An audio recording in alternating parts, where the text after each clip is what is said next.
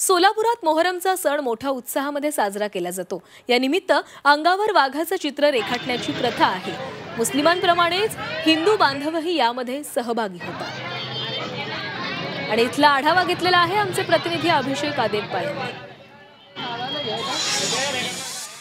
सध्या मोहरमचा हा सण सुरू आहे आणि या मोहरममध्ये सोलापुरामध्ये अनोख्या पद्धतीने मोहरम सण साजरा केला जातो। आपण पाहू शकतो हा मोहरमच्या सणामध्ये अनेक हिंदू बांधव असतील, अनेक मुस्लिम बांधव असतील, हे मोठ्या संख्येने सहभागी होतात। चाचा, काय सांगाल, ही काय पद्धत आहे? हे सवारी मौलाली मोठी सवारी आहे। तिला देवानं मागून घेते ती, मला लेकरू झालं या काय बी झालं तर मी वाघ करणार। लहानपासून तिला वाघ करते ती आणि लहानपासून एकदा केलं मोठं झालं तर हात रंगते ती। आणि इथं हिंदू, हरिजन, जय भीम सगळे समाजाचे सगळे लोक मागून घेतलेले सगळे देवाला येते ते सवारीला। ज्या पद्धतीने मुस्लिम बांधव यामध्ये सहभागी होतात त्याच पद्धतीने हिंदू बांधव देखील होतात।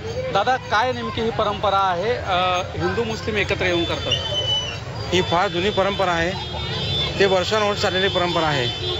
त्यासाठी इथे हिंदू मुस्लिम काय करू शकत नाही, आपण इथं जे आहे ते परंपरा चालू आहे। गेल्या अनेक वर्षांपासूनची ही परंपरा आज देखील सोलापुरात जपली जाते। अभिषेक आदेप्पा, झी मीडिया, सोलापूर।